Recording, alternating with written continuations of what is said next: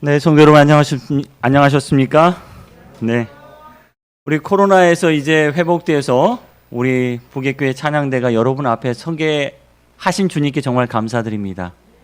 정말 저희의 미약한 음성이나 주님께서 들으시고 정말 이 찬양대가 회복되는 것처럼 교회도 회복되며 우리의 모든 것들이 회복되는 그런 안식일이 되길 간절히 바랍니다.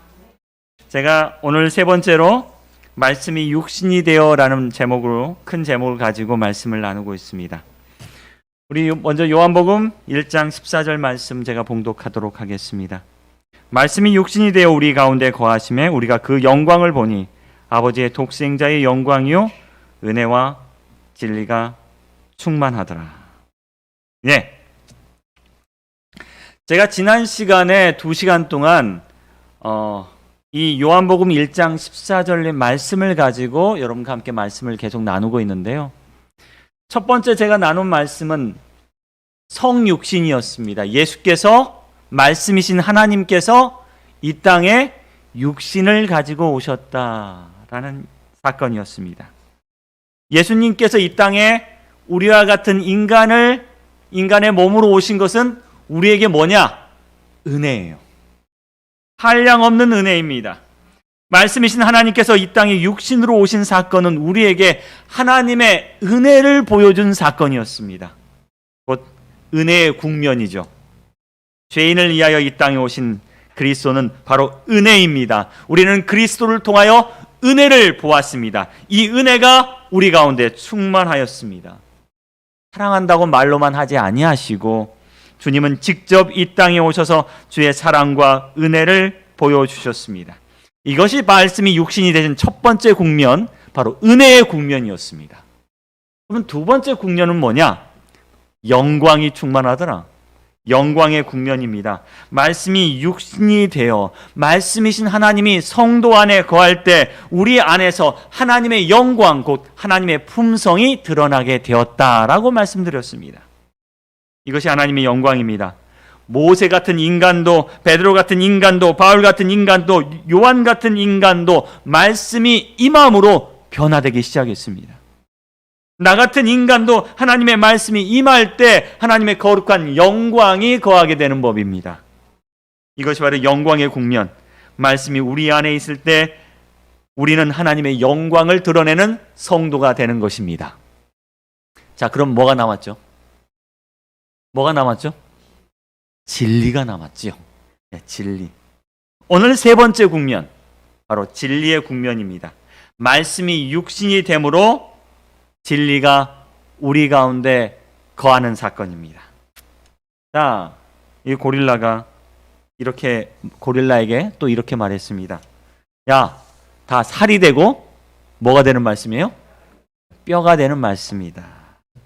네, 살이 되고 뼈가 되는 말씀이다. 세상에서 사람을 변하게 하는 것이 있습니다. 뭐가 사람을 변하게 할까 봤더니 진리가 사람을 변하게 합니다, 여러분.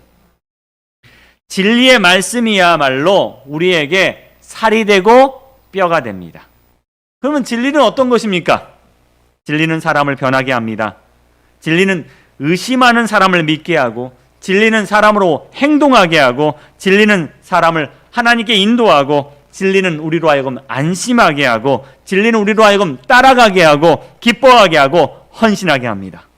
이것이 말씀이 육신이 되는 과정 중 하나입니다. 제가 아주 부러워하는 유튜버가 하나 있습니다. 이 유튜버는요, 캐나다에 살고 계십니다.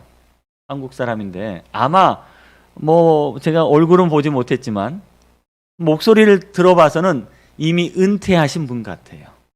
은퇴했는데 이 캐나다에 호스를 끼고 아름다운 산이 있는 곳에 살고 있는 분이세요. 근데 이분이 어느 날부터 유튜브를 시작했는데 무슨 유튜브를 시작했냐? 자기 집에 오는 다람쥐 식구들 유튜브를 찍기 시작합니다. 이 야생 다람쥐가 이 집에 찾아오기 시작해요. 왜 찾아올까요? 여러분도 아시네. 먹이를 주기 시작하니까 이 야생동물인 다람쥐가 이 집에 찾아오기 시작해요. 근데 어느 날 이 다람쥐가 임신을 했대요. 임신한 다람쥐가 굉장히 민감한데 이 임신한 다람쥐가 마치 친정집에 오는 것처럼 찾아오는 거예요. 야, 그러면서 이 다람쥐에게 이 해바라기 씨도 주고 이 다람쥐에게 딸기도 주고 포도도 주는데 이 다람쥐가 얼마나 그걸 맛있게 먹는지 이제는 이 다람쥐가 이 집에 시시때때로 와서 놀다 가고 자다 가고 그래요. 식구가 돼버렸어요. 저는 이렇게 야생동물 가운데 다람쥐가 어렸을 때부터 키운 것도 아니고 커서 이게 찾아오는 경우는 제가 거의 보지를 못했는데 이 영상을 찍으면서 구독자가 47만 명입니다. 우리 교회 구독자가 50명인데 평균 조회수가 7만 8만이 나오는데 대충 계산해봐도 이분들은 한 달에 몇백만 원씩 받을 것 같아요. 예, 부럽죠? 가만히 앉아서 이 호숫가에 살면서 공기 좋은 데 살면서 은퇴하고 일은 안 하는데 누구 덕에? 다람쥐 덕에 먹고 살 만하신 것 같아요. 저 이 장면을 보면서요, 어떻게 하면 저도 이렇게 될 수 있을까? 어떻게 하면 저도 이렇게 될 수 있을까? 어떻게 하면 다람쥐가 올 수 있을까? 이 보니까 뭐 주는 거예요, 여러분? 먹이를 주는 거예요. 우리가 진리의 말씀으로 사람들에게 무엇을 줄 때, 먹이를 줄 때, 음식을 줄 때, 생명을 줄 때, 이분들이 이렇게 찾아오지 않을까? 라는 생각을 하게 되었습니다. 이 먹이를 주는 과정에서 친밀해지고 말씀을 주는 과정에서 친밀해진다는 거예요. 새 신자가 여러분 믿음을 갖게 되는데 가장 중요한 요인이 무엇일까라고 조사를 했습니다. 그리고 여러 새 신자들에게 이제 설문지를 돌렸습니다. 당신이 교회에 나와서 믿음을 갖게 된 경로가 무엇입니까? 어떻게 해서 믿음을 갖게 되었습니까? 라고 했더니 여기에 20%가 무엇 때문에 믿음을 가졌습니다 라고 대답을 했습니까? 성경 연구였습니다. 이 결과는 누구의 결과? 재림교회의 결과가 아니라 그냥 개신교회의 결과입니다. 자, 나머지 15%는, 상위 15%는 뭐예요? 설교였습니다. 곧 말씀이 누구로 하여금, 말씀이 새로운 신자로 하여금 무엇을 갖게 해요? 믿음을 갖게 했다는 겁니다. 말씀이 믿음을 갖게 한 것, 제가 유튜브 소개했죠. 이 다람쥐가 사람들에게 믿음을 갖게 된 건 뭐 때문이에요? 먹이 때문이라면 우리 성도에게 가장 좋은 먹이는 뭡니까? 말씀입니다. 바로 말씀이 우리로 하여금 뭘 갖게 해요? 믿음을 갖게 한다는 사실입니다.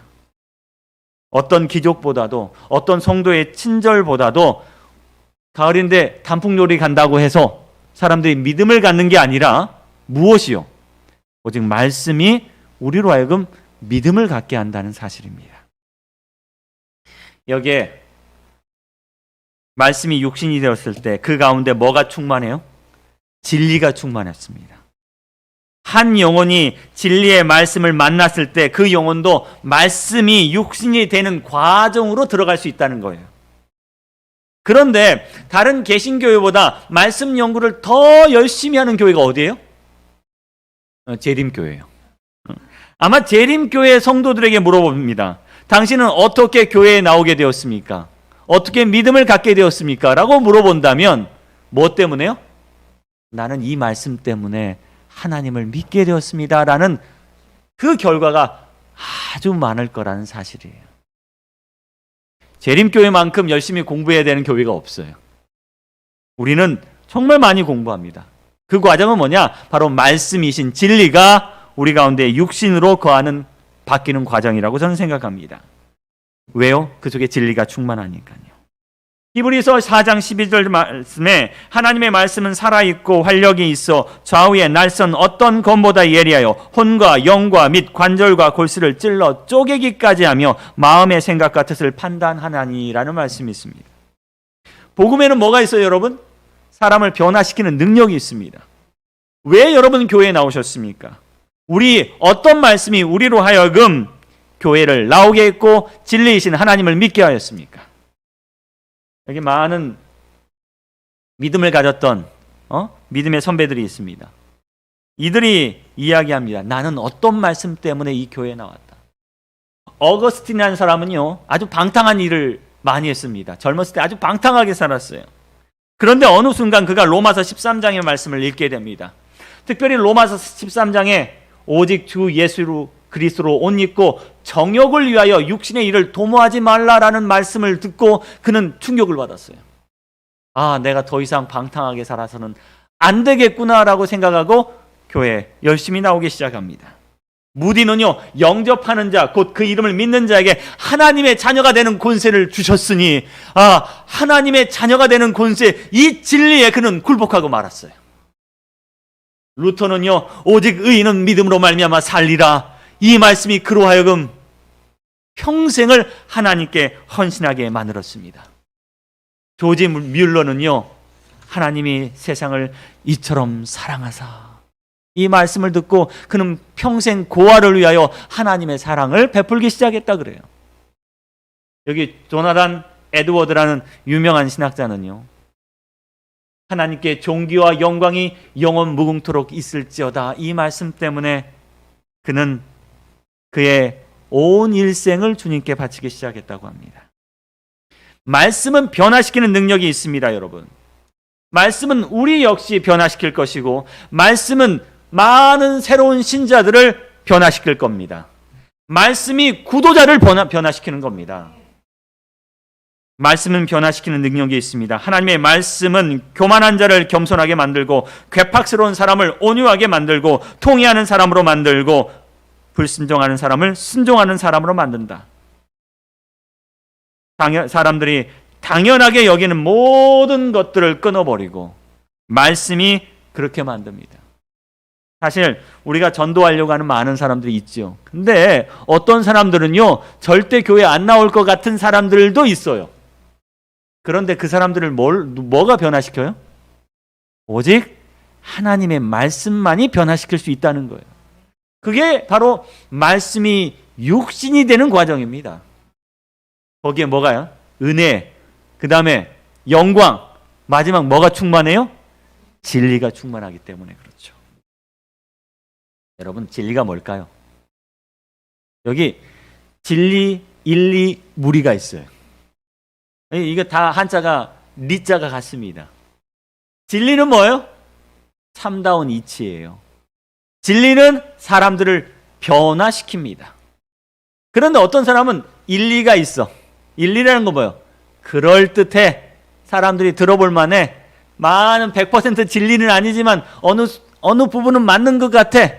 그런 일리를 따라가면 사람이 뭐가 돼요? 변질이 됩니다. 그런데 진리도 아니고 일리도 아니고 뭐요? 무리하면 뭐가 돼요? 고장납니다.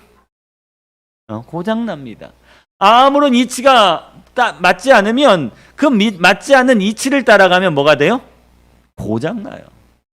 우리 여러분, 사람들에게 어디로 인도해야 합니까? 진리로 인도하면 그 사람은 변화하는 것입니다. 우리 말에 주도권이란 말이 있어요. 주도권.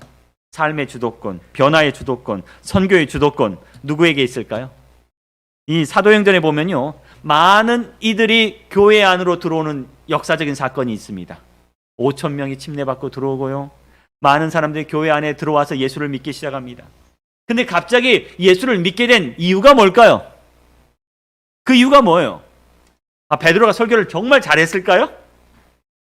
아니면 교회에서 많은 것을 무료로 제공했을까요? 여러분, 교회에서 떡 드릴게요, 교회 나오세요 했을까요? 아니면 선교 활동 정말 잘했을까요? 여러분, 오늘 오후에는요, 모든 교인이 나가서 전도제 돌리겠습니다 그랬을까요? 아니면 구역반 조직을 잘했을까요? 선교의 주도권은 과연 누구에게 있었을까요? 사람에게 있었을까요? 조직에게 있었을까요? 방법에 있었을까요? 제가 사도행전을 쭉 살펴보니까 이 선교의 주도권이 누구에게 있었냐면 성령과 말씀에게 있었습니다. 성령의 인도함을 받은 제자들이 말씀을 전할 때 그 말씀의 진리를 따라 사람들은 부응하고 회심하기 시작했다는 거예요. 우리의 말씀은 우리의 선교의 주도권을 말씀에 넘겨드려야 돼요. 여러분, 우리의 능력으로 전도하려고 하지 말고 뭘로요? 오직 말씀으로 전도하려고 하십시오. 여러분, 우리가 어떻게 저 사람을 회유하고 어쩌면 설득하가 고민하지 마시고 그냥 말씀만 하십시오. 그리고 성령께 맡기시길 간절히 바랍니다. 사도행전에 분명히 말씀의 선교의 주도권이 있었음을 설명하고 있습니다. 여기 보십시오. 사도행전 2장 37절. 그들이 이 말을 듣고 뭐에 찔렸어요? 마음에 찔렸어요. 말씀을 듣고 마음에 찔립니다. 사도행전 4장 4절. 어떤 사람이요? 말씀을 들은 사람 중에 믿는 자가 많았어요. 떡을 먹은 사람 중에 믿는 자가 많은 게 아니라 뭐 하는 사람 중에? 말씀 들은 사람 중에. 사도행전 4장 19절에 이렇게 말합니다. 내가 너희 말을 듣는 것이 나으냐? 하나님 말씀 듣는 것이 더 나으냐? 우리가 누구 말을 듣는 게 나아요? 하나님 말씀 듣는 게 나아요. 그러면 여러분, 누구 말을 하는 거 나아요? 내 말하는 것보다 누구 말? 하나님 말씀하는 게 더 낫습니다.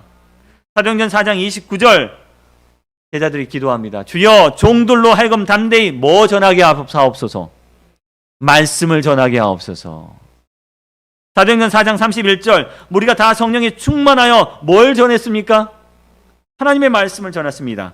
사도행전 5장 20절 가서 성전에 서서 이 생명의 말씀을 다 백성에게 말했습니다. 사도행전 6장 2절 이렇게 말합니다. 우리가 하나님의 말씀을 젖혀두고 접대를 일삼는 것이 마땅하지 아니하니 내가 뭐 해야 돼요? 말씀 전해야 된다는 거예요. 오직 말씀이라는 거예요. 왜? 그 말씀에 진리가 있고 능력이 있기 때문에 사람들을 뭐해요? 변화시킬 수 있기 때문에 그렇습니다. 초기 제자들의 전도에 있어서 그 주도권은 어디에 있었느냐? 바로 하나님의 말씀이 있었습니다. 사람을 변화시키는 건 목사의 능력이 아니라 말씀이었고, 사람을 회심시키는 것은 성도의 열심이 아니라 말씀이었고, 영혼을 구원하는 일은 그 주도권이 어디에 있어요, 여러분? 말씀에 있었다는 사실입니다. 그러면 여러분, 오늘 여러분 말씀을 전하시길 간절히 바랍니다. 어떤 시골에 통나무집에 아주 병약한 남자가 살고 있었습니다. 그런데 그 집 앞에는요, 커다란 바위가 있었어요. 그 바위 때문에 집 출입이 좀 힘들었습니다. 그래서 고민하고 있을 때 어느 날 하나님께서 꿈에 나타나 말씀하셨대요. 사랑하는 아들아, 집 앞에 바위를 매일 밀어라. 그때부터 그는 희망을 가지고 뭘 밀기 시작했어요? 바위를 밀기 시작했습니다. 바위를 밀기 시작하는데 8개월이 지났어요. 근데 점점 8개월이 지나도 바위가 움직여요, 안 움직여요? 안 움직여요. 내가 개꿈을 꿨나? 아무리 생각해도 이거 이상해서 이 바위를 재봤대요. 측량을 해봤더니 바위가 1cm도 움직이지 않았던 거예요. 그래서 현관에 앉아서 지난 8개월 동안 헛수고했다. 내가 너무 헛수고한 게 원통해서 엉엉엉엉 울기 시작했답니다. 아유, 하나님, 분명히 왜 밀라고 하셨는데 나는 밀었는데 왜 바위가 움직이지 않습니까? 그랬더니 하나님께서 그 옆에 앉으시면서 이런 말씀하셨대요. 사랑하는 아들아, 왜 슬퍼하고 있지? 그가 말합니다. 하나님, 바위 때문입니다. 하나님 때문입니다. 저는 8개월 동안 말씀대로 희망을 품고 바위를 밀었는데 바위가 전혀 옮겨지지 않았습니다. 했더니 하나님께서 말씀하십니다. 나는 내게 바위를 옮기라고 말한 적이 없다. 나는 너에게 바위를 밀라고 말했다. 그럼 이제 거울에 가서 너 모습을 보렴 라고 했더니 그가 거울에 가서 자기의 모습을 보니까 자기의 모습이 변해 있다는 거예요. 어떻게 해요? 매일 바위를 밀다 보니까 이두박근, 삼두박근이 이렇게 나면서 병약했던 병에 아주 시달렸던 이 남자가 아주 건강한 남자가 되어 있다라는 겁니다. 여러분, 우리는 우리의 생각대로 판단합니다. 안 돼. 그런데요, 오직 말씀에 여러분의 삶의 주도권을 맡기십시오. 그리고 그 말씀대로 행하십시오. 말씀대로 정하십시오. 그러면 그 말씀이 우리를 뭐 할 거요? 변화시킬 것입니다. 진리의 화살이 심령을 꿰뚫고 이기심의 방벽을 허물어 회개를 일으켜서 마침 내 감사의 마음을 일으킬 때 구주께서는 기뻐하셨다. 진리의 화살이, 진리의 말씀이 우리의 심령을 꿰뚫고 우리의 이기심을 뚫고 회개를 일으킬 것입니다. 여러분, 인간 마음에 일어나는 변화, 곧 인간 품성의 변화는 살아계신 구주께서 영혼을 구하시려고 역사하고 계심을 보여주는 기적이다. 기적의 가장 큰 기적은 뭘까? 우리가 열심히 성도 구도자들 위해 기도하고 그 기도를 통하여 그들이 말씀으로 변화받을 때 그게 가장 큰 기적이라는 사실입니다. 여러분, 전도를 어렵게 생각하지 마십시오. 전도를 어렵게 생각하지 마십시오. 말씀만 하십시오. 그러면 어떤 말씀이 어쩌면 진리의 화살이 되어서 우리 성도, 우리 구도자들의 마음에 그들의 마음을 변화시키고 회심시킬 것입니다. 진리는 그 사람을 변화시키시고 진리는 그 사람을 회심시키고 진리가 그 사람을 믿게 하는 것입니다.